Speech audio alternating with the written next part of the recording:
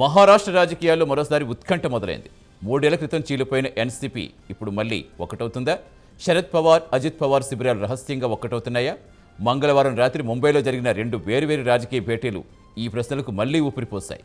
ఒకవైపు జయంత్ పాటిల్, మరోవైపు ప్రఫుల్ పటేల్, సునీల్ తట్కరే ఈ ముగ్గురు వేర్వేరుగా వెళ్లి కలిసింది ఒకే వ్యక్తిని. ఆయనే ముఖ్యమంత్రి దేవేంద్ర ఫడ్నవీస్. 2 గ్రూపులకు చెందిన ముగ్గురు వ్యక్తులు ఒకే నాయకుడితో సంప్రదింపులు జరపడం మహారాష్ట్ర రాజకీయాల్లో ఆసక్తి రేపుతోంది. మరి ఈ డెవలప్మెంట్ యాదృచ్ఛికమా లేక కొత్త రాజకీయ సమీకరణానికి నాంది పలికారా అన్న చర్చకు తెరతీస్తుంది.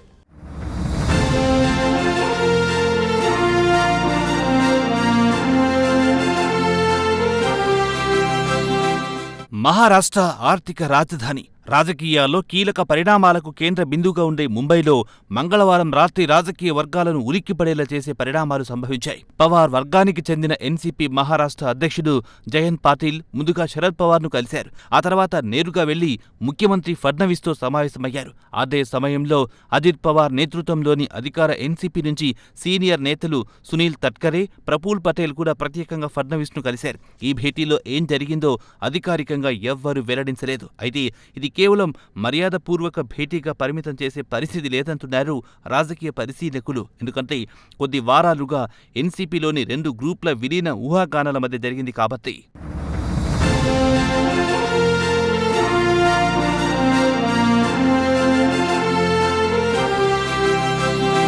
నిజానికి ఈ చర్చ ఈ మంగళవారం భేటీతో మొదలైంది కాదు. కొన్ని నెలలుగా 2 ఎన్సీపీ వర్గాల మధ్య విలీన చర్చలు గణనీయంగానే ముందుకు సాగుతున్నాయి. ఈ 2 గ్రూపులు ఒకే పార్టీగా విలీనమయ్యాక ఎన్డీఏలో భాగంగా మారే అవకాశం ఉందంటున్నారు.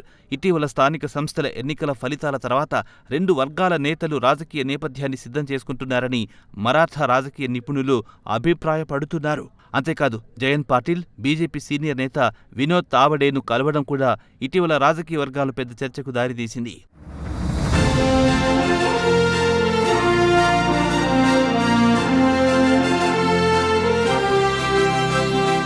ఇక శరద్ పవార్ ఎన్డీఏ వైపు ఎందుకు మొగ్గు చూపుతారు అనేది అత్యంత కీలకమైన ప్రశ్నగా మారుతోంది. ఇది కేవలం సిద్ధాంతపరమైన ప్రశ్న మాత్రమే కాదు, రాజకీయ మనుగడకు సంబంధించింది కూడా. ప్రతిపక్షంలో ఉండడం వల్ల తమ నియోజకవర్గాల్లో అభివృద్ధి నిధులు, పరిపాలన అనుమతులు, పొలిటికల్ స్పేస్ పొందడం కూడా కష్టంగా మారిందని శరద్ పవార్ పార్టీలోని చాలా మంది ఎమ్మెల్యేలు భావిస్తున్నారు. పార్టీకున్న 10 మంది ఎమ్మెల్యేలు దాదాపు సగం మంది అధికార కూటమిలో చేరాలని మొగ్గు చూపుతున్నారని శరద్ పవార్కు ఉప్పందింది. దీంతో శరద్ పవార్ తనదైన మార్క్ రాజకీయ చాణక్య నీతిని పక్కన పెట్టి గౌరవప్రదమైన విలీనం వైపు మొగ్గు చూపుతున్నారనే వ్యాఖ్యలు సర్వత్రా వినిపిస్తున్నాయి.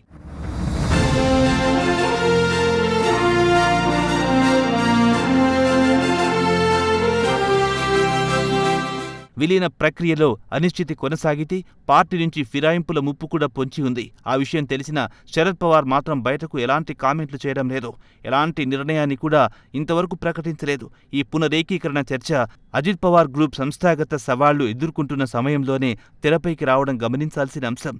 గత వారం రోజుల్లో పార్టీ జాతీయ కార్యదర్శి సచ్చిదానంద సింగ్ సునేత్రా పవార్ను జాతీయ అధ్యక్షురాలిగా ఎన్నుకోవడాన్ని సవాల్ చేస్తూ న్యాయపరమైన నోటీస్ జారీ చేయడంతో అంతర్గత విభేదాలు బహిర్గతమయ్యాయి.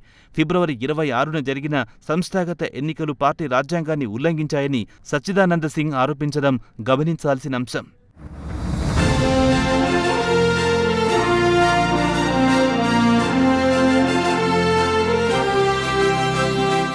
ఎన్నికల సంఘానికి సమర్పించిన తాజా పదాధికారుల జాబితాలో ప్రఫుల్ పటేల్, సునీల్ తట్కరే వంటి సీనియర్ నేతల పదవులు తప్పుగా నమోదైనట్టు లేదా విస్మరించినట్టు వచ్చిన నివేదికలు ఈ వివాదానికి మరింత ఆజ్యం పోశాయి. దీని పార్టీ టైపోగ్రాఫికల్ ఎర్రర్గా సర్ది చెప్పుకుంటున్నప్పటికీ పార్టీలో అసంతృప్తి ఉందన్న ఊహాగానాలు మాత్రం బలపడ్డాయి. అయితే చీలికల వార్తలను ప్రఫుల్ పటేల్ కొట్టిపారేశారు. సచ్చిదానంద్ సింగ్ లేఖకు ఎలాంటి విలువ లేదని, విభేదాలను అంతర్గతంగానే పరిష్కరించుకోవాలని ఆయన అభిప్రాయపడ్డారు. మరోవైపు 2 ఎన్సీపీ వర్గాలను ఎన్డీఏ గొడుగు కిందికి తీసుకురావడం ద్వారా కూటమిగా బీజేపీ ప్రతిష్ట పెరుగుతుంది. పార్టీ కూడా మరికొంత బలపడుతుంది. మహారాష్ట్ర రాజకీయాల్లో అస్థిరతకు కారణమైన అంశాన్ని బీజేపీ తొలగించుకున్నట్టవుతుంది. అటు పశ్చిమ మహారాష్ట్రలో ఎన్సీపీకి సాంప్రదాయ కంచుకోటగా ఉన్న ప్రాంతాల్లో తన పట్టును మరింత పెంచుకోగలదో, బీజేపీ వ్యతిరేక ఓట్ల ఏకీకరణ అవకాశాన్ని తగ్గించుకునే అవకాశాలు మెండుగా ఉంటాయి. రాబోయే స్థానిక సంస్థల ఎన్నికల్లో అధికార కూటమిని బలోపేతం చేసుకోవచ్చు. విలీనం తర్వాత ప్రత్యర్థి వర్గాల మధ్య సమతూకం పాటించే బదులు ఒకే ఎన్సీపీ నాయకత్వంతో చర్చలు జరపడం సులువవుతుంది. రాజకీయ నిర్ణయాలకు అడ్డంకులు కూడా తగ్గిపోతాయంటున్నారు విశ్లేషకులు.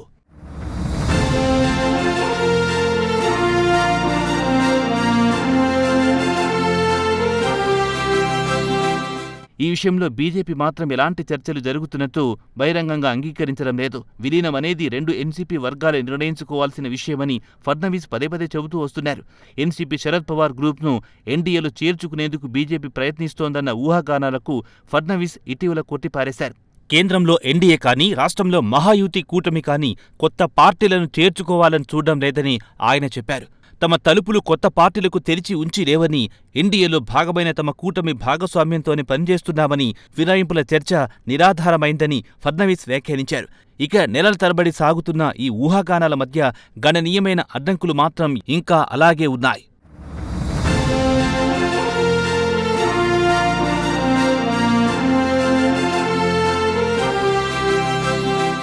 ఒకవేళ విలీన ప్రక్రియ పూర్తయితే ఏకీకృత ఎన్సీపీకి ఎవరు నాయకత్వం వహిస్తారనే ప్రశ్న ఉదయిస్తోంది.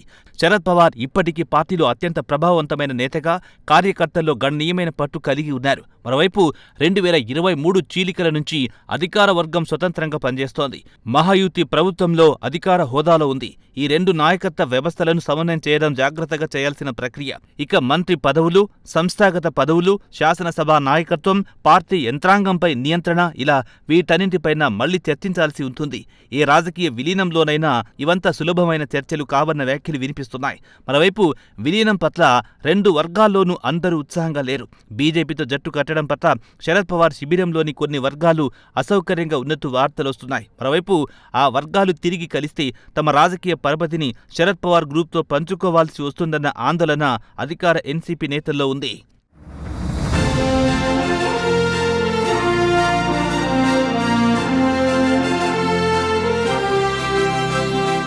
ఈ మొత్తం రాజకీయ పరిణామానికి మూలం 2023 జూలైలో జరిగింది. అప్పట్లో అజిత్ పవార్ అవిభాజ్య నేషనలిస్టు కాంగ్రెస్ పార్టీని చీల్చి మహారాష్ట్రలో బీజేపీ శివసేన ప్రభుత్వంలో చేరారు. ఎన్నికల సంఘం అజిత్ పవార్ వర్గాన్ని అధికారిక ఎన్సీపీగా గుర్తించింది. దీంతో Sharad Pawar nationalist Congress party SP గ్రూప్ను ఏర్పాటు చేసుకున్నారు. ఫలితంగా మహారాష్ట్రలో ఒకే రాజకీయ వారసత్వాన్ని క్లెయిమ్ చేసుకునే రెండు ప్రత్యర్థి పార్టీలు ఏర్పడినట్టయింది. అప్పటినుంచి రాజీ ఊహాగానాలు అడపదడప తెరపైకి వస్తూనే ఉన్నాయి. కానీ ఇప్పటి వరకు ఏదీ కార్యరూపం దాల్చలేదో.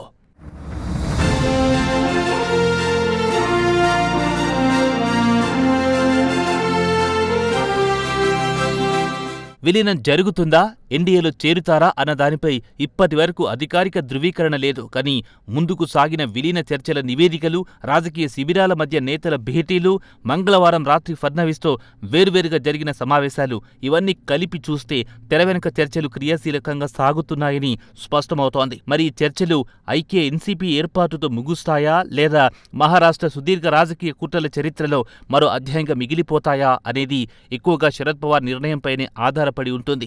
ఎప్పటిలాగే మహారాష్ట్ర రాజకీయాల్లో ఈ దిగ్గజ నేత అందరిలో ఉత్కంఠని పెంచారు. ఆయన తదుపరి అడుగు ఏమిటన్నది బహుశా త్వరలో తేలిపోతుంది.